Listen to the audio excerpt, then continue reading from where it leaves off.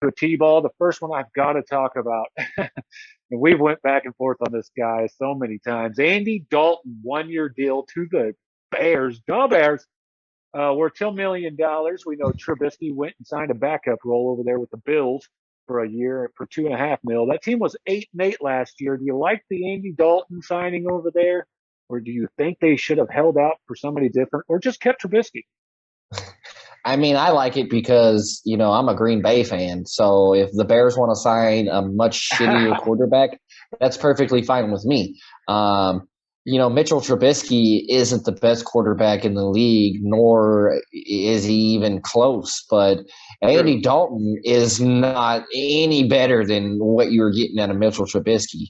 What different kind of fit could you possibly see in Andy Dalton that Mitchell Trubisky isn't already bringing to the table?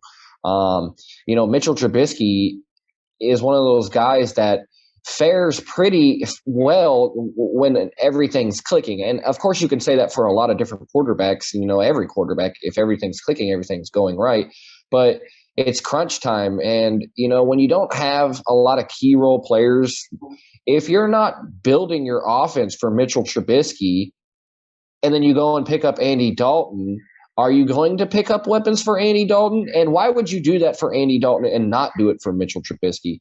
This doesn't seem to make sense in my eyes. Maybe it's just a fresh look for Chicago. I don't know, but I don't see how this is beneficial for the Chicago Bears in this upcoming season.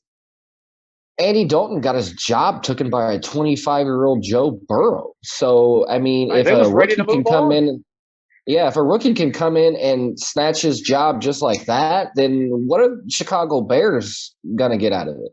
Right. I don't understand this move. I would have kept Trubisky. Like I said, he's younger. I think he's more talented. He's smarter, in my opinion. But and the real factor is go back and look at, what Andy Dalton did last year with Dallas when he had to take over for Dak Prescott. I mean, he had every weapon you could possibly imagine. And he wasn't balling it up. He wasn't winning a ton of games. Hell, they were third in the division by the end of the year, behind other losing record teams of the Giants and the Washington football team. So I don't understand the signing. So I would, like I said, I'd have stuck with Trubisky. I'd have gave him a couple more years. I wouldn't have gave him a huge deal. I mean, if he's going to go sign a backup deal for $2.5 million for 1 year, hell, I could have got him for 2 years, $10 million. You know what I mean? And yeah, I would have liked to have seen what they could have done and put around him before just going, okay, it's Andy Dalton. He's our guy.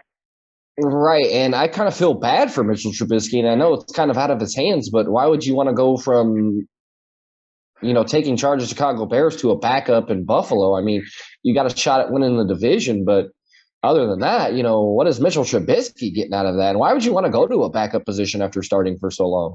I mean, at least he'll win over there with the Bills, because you're not going to win with the Bears as long as, Aaron Rodgers and company's in town, because like I said, they didn't even finish, they were second, but they were 8-8.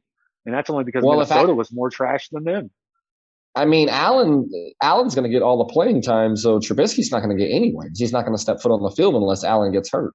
Right. That's what I'm saying. But he has, at least he's going to win, whether he's sitting on the bench or you name it. But I think the real winner is Andy Dalton here on that one.